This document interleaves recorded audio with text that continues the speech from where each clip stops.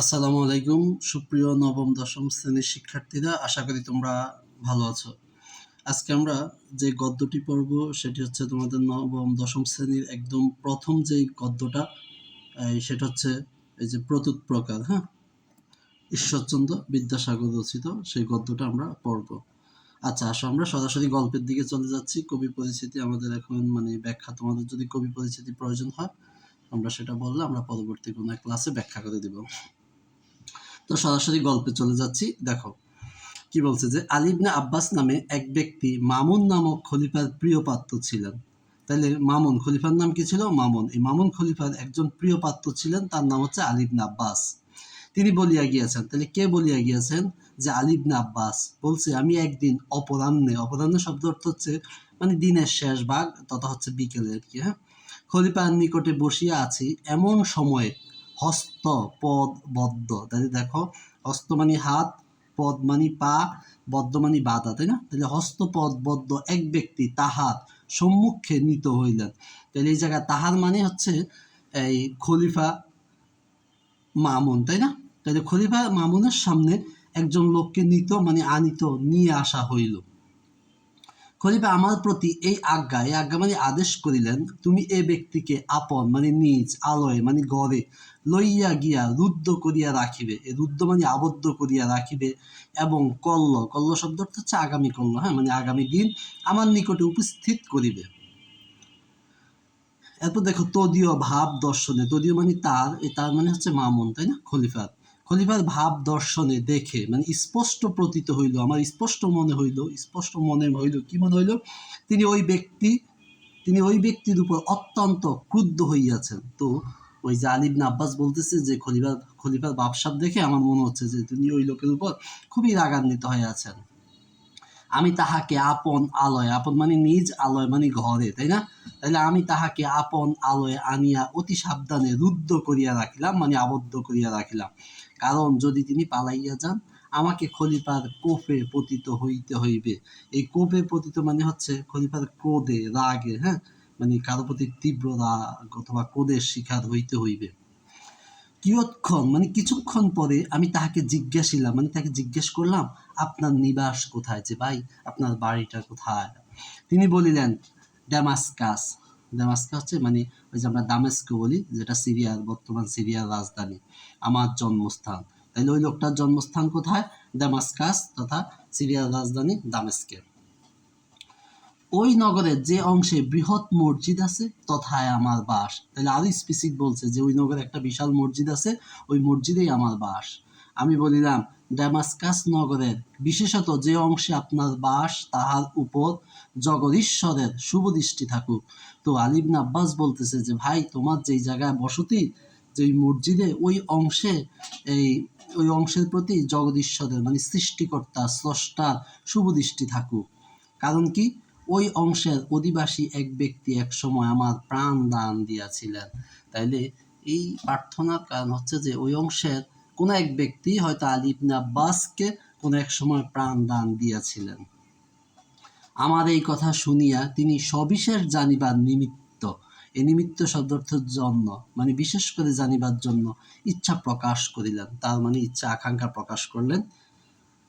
কি ইচ্ছা বলছে? আমি বলিতে আরম্ভ করিলাম। তাহলে তিনি যখন জানতে চাচ্ছেন, আমিও বলতে আরম্ভ করলাম যে কি, বহু বৎসর পূর্বে, অনেক বছর আগে দামেস্কাসের শাসনকর্তা পদচ্যুত হইলে, তাহলে ওই যে দামেস্কের শাসককর্তা যে ছিল, শাসনকর্তা, তিনি পদচ্যুত হইলেন। যিনি তদীয় তার পদে অধিষ্ঠিত হন, আমি তাহার সমবিবেহারে একই সঙ্গে একই সাথে তথায় গিয়াছিলাম। অর্থাৎ ওই যে দামেস্কের যে শাসনকর্তা পরাজিত হয়েছে, নতুন যে শাসনকর্তা আসছে, আমি তার সাথে সেখানে গিয়েছিলাম। পদচ্যুত শাসনকর্তা বহু সংখ্যক সৈন্য লইয়া আমাদিগকে আক্রমণ করিলেন। পরবর্তী দেখা গেল কি, যিনি পদচ্যুত হয়েছেন তিনি হঠাৎ আবার আক্রমণ করে বসলেন। তাহলে আমি তো ওই বাদশার সাথে ছিলাম, ওই রাজার সাথে ছিলাম। কি হইল? আমি প্রাণ ভয়ে পালাইয়া এক সম্ভ্রান্ত লোকের বাড়িতে প্রবিষ্ট হইলাম। প্রবিষ্ট প্রবেশ করছে আর কি। এবং গৃহস্বামীর অর্থাৎ ওই গৃহকর্তার নিকট গিয়া অতি কাতর বচনে, খুবই আগ্রহ আকাঙ্ক্ষা নিয়ে, হ্যাঁ, এই কাতর বচনে ব্যাকুল হয়ে আমি কি করলাম?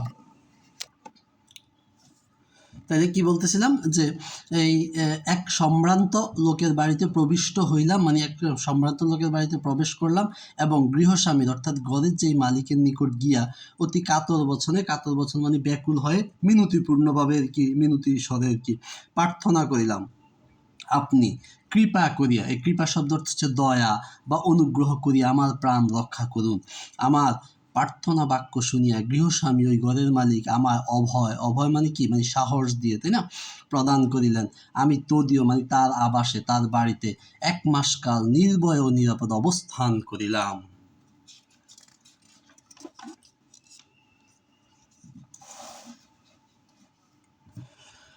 তাহলে দেখো, এরপর একদিন আশ্রয়দাতা আমায় বলিলেন, তাইলে আশ্রয়দাতা একদিন আমাকে কি বলিলেন, এ সময় অনেক লোক বাগদাদে যাইতেছিলেন। তার মানে আলী ইবনে আব্বাসের বাড়ি কোথায়? বাগদাদে, আমরা বুঝতে পারলাম, তাই না? স্বদেশ মানে নিজ দেশ, প্রতিগমন মানে প্রতিগমন হচ্ছে আবার প্রত্যাবর্তনের পক্ষে আপনি ইহা অপেক্ষা অধিক সুবিধার সময় পাইবেন না। তাইলে ওই লোক আলী ইবনে আব্বাসকে বলতেছিল যে ভাই, বাগদাদে অনেক লোক যাচ্ছে, তুমি ওদের সাথে চলে যাও, যদি যাইতে পারো এটাই হচ্ছে তোমার জন্য সর্বশ্রেষ্ঠ সময়, এর চাইতে ভালো সময় তুমি পাও কিনা সন্দেহ আছে।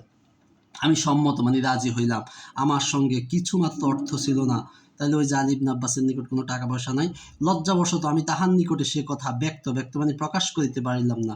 আসলে আলী ইবনে আব্বাস তো ওরকম গরিব না যে ঠিক আছে কারো কাছে টাকা চাবে, কিন্তু তার কাছে তো এখন টাকা পয়সা নাই, কেমনে লজ্জায় চায়?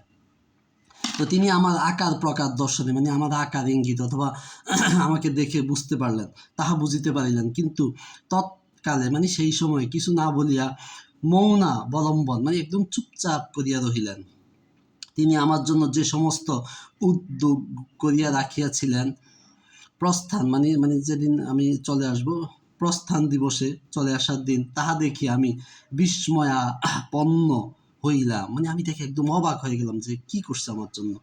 একটি উৎকৃষ্ট অশ্ব সুসজ্জিত হইয়া আছে, অর্থাৎ আলী ইবনে আব্বাসের জন্য একটা একদম অশ্ব সাজাই রাখছে। তারপর হচ্ছে আরও একটি অশ্বের পৃষ্ঠে খাদ্য সামগ্রী স্থাপিত হইয়াছে, মানে একটা তো এমনি অশ্ব আছে, আর একটা অষ্ট মানে ওঠে মানে অশ্ব মানে ঘোড়া, সরি ঘোড়ার পিঠে কি করছে, এই অনেক খাদ্যদ্রব্য বোঝাই করা আছে।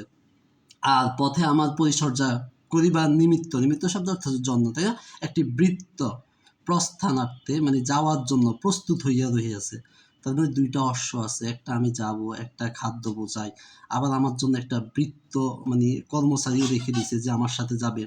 প্রস্থান সময় উপস্থিত হইলে, অর্থাৎ আমার যাওয়ার সময়, চলে আসার সময় যখন উপস্থিত হইল, সেই দয়াময় অর্থাৎ সেই গৃহকর্তা গৃহস্বামী সদাশয় আশ্রয়দাতা আমার হস্তে মানে হাতে একটি স্বর্ণ মুদ্রার থলি দিলেন এবং আমাকে যাত্রীদের নিকট লইয়া গেলেন। তার মানে এত কিছু দেওয়ার পর আমার হাতে একটা কি দিছে, স্বর্ণ মুদ্রার থলি দিছে, দিয়ে ওই যাত্রীদের কাছে যারা বাগদাদ আসবে তাদের সাথে আমাকে মানে তাদের কাছে আমাকে নিয়ে আসলেন। তন্মধ্যে তার মাঝে যাহাদের সহিত তাহার আত্মীয়তা ছিল, তাহার মানে ওই যে ওই গৃহস্বামীর, তাই না, তাহাদের সঙ্গে আলাপ করাইয়া দিলেন। আমি আপনকার মানে আপনার বসতি স্থানে এই সমস্ত উপকার প্রাপ্ত হইয়াছিলাম। ওই যে এবার মনে আছে যে লোকটা শুনতে চাইছিল যে কি হয়েছে, এই ওই কথাগুলা বলছে। এই জন্য পৃথিবীতে যত স্থান আছে ওই স্থান আমার কাছে সর্বাপেক্ষা প্রিয়। তো এই জন্য বলতেছে যে ভাই, পৃথিবীতে যত স্থান আছে তোমার ওই জায়গাটা আমার কাছে সবচেয়ে শ্রেষ্ঠ, সবচেয়ে প্রিয়। এই নির্দেশ করিয়া দুঃখ প্রকাশপূর্বক আমি বলিলাম, তাহলে এত কিছু বলার পর আমি একটু দুঃখ প্রকাশ করে বললাম, আমি বলতে আলী ইবনে আব্বাস, আক্ষেপের বিষয় যে আমার আসলে একটা আক্ষেপ আছে। আমি এ পর্যন্ত সেই দয়াময় আশ্রয়দাতার কখনো কোনো উদ্দেশ্য মানে কি, এই উদ্দেশ্য মানে হচ্ছে সন্ধান, তাই না, খোঁজ, যে আমি তার কোনো এটা উদ্দেশ্য না, এটা হচ্ছে উদ্দেশ্য মানে তার সন্ধান খোঁজ পাইলাম না। যদি তাহার নিকট কোনো অংশে কৃতজ্ঞতা প্রদর্শনের অবসর পাই, অর্থাৎ বলি যে আমি ওই লোক যে আমার এত উপকার করছে, যদি কখনো তার কাছে কৃতজ্ঞতা প্রকাশ করার একটু অবসর মানে সুযোগ পাই, তা হইলে মৃত্যুকালে আমার কোনো ক্ষোভ থাকে না। বলছে আমার মৃত্যুকালে আর কোনো দুঃখ, রাগ, কষ্ট, যন্ত্রণা থাকবে না যদি আমি ওই লোকটা একটু উপকার করতে পারি। আচ্ছা, এই কথা শুনিবা মাত্র তিনি অতিশয় আহ্লাদিত মানে অতিশয় মানে খুব বেশি আহ্লাদিত মানে খুশি হইয়া বলিলেন, ওই যে কোন লোক, যে লোকের হস্তপদবদ্ধ অবস্থায় তার বাসায় নিয়ে আসছে, আপনার মনস্কাম মানে মনের বাসনা পূর্ণ হইয়াছে। তাই ওই লোক বলতেছে, ভাই তুমি যে এরকম যে তোমার উপকার করছে, তুমি যে তার একটু সাক্ষাৎ পাইতে চাও, তোমার তো এই আশা পূর্ণ হয়েছে কিভাবে? আপনি যে ব্যক্তির উল্লেখ করিলেন সে এই। বলছে, আরে ভাই, আপনাদের এই যে ড্যামাস্কাসে তথা দামেস্কে যে লোক আশ্রয় দিয়েছে, এই যে আপনি যার সন্ধান করতেছে, আমি তো সেই লোক। এই হতভাগ্যই আপনাকে 1 মাস কাল আপন মানে নিজ আলোয় রাখিয়াছিলেন। তাহার এই কথা শুনিয়া আমি চমকিয়া উঠিলাম। মানে এটা একদম কি রে অবাক হয়ে গেল না, যে কি একটা অবস্থা। চমকিয়া উঠিলাম মানে আনন্দে একদম রোমাঞ্চিত হয়ে উঠছে। সবিশেষ অভিনিবেশ মানে একদম মনোযোগ সহকারে, হ্যাঁ, একাগ্রতা সহকারে কিয়ৎক্ষণ মানে কিছুক্ষণ, নিরীক্ষণ মানে পর্যবেক্ষণ করে, মানে তাকে কি করছি কিছুক্ষণ এই কথা বলার পর কিছুক্ষণ একদম গভীরভাবে পর্যবেক্ষণ করলো।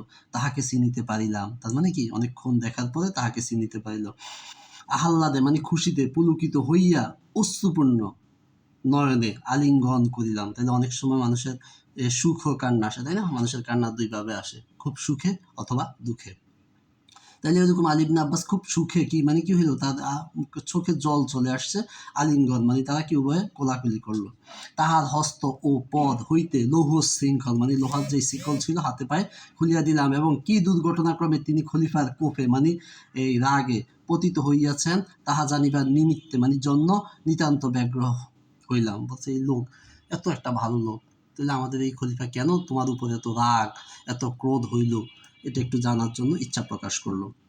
তখন তিনি বলিলেন, কতিপয় নীচ প্রকৃতির মানে একদম খুব নিচু আছে না, অসৎ লোক ঈর্ষাবশত শত্রুতা করিয়া খলিফার নিকট আমার উপর উৎকট মানে একদম তীব্র মানে একদম অস্বাভাবিক দোষারোপ করিয়াছেন। তো বলছে কতিপয় একদম নিচু খারাপ লোক মানে তোমাদের খলিফার কাছে আমার নামে একদম মানে তীব্র দোষারোপ করিয়াছেন, যেগুলো হচ্ছে মিথ্যা।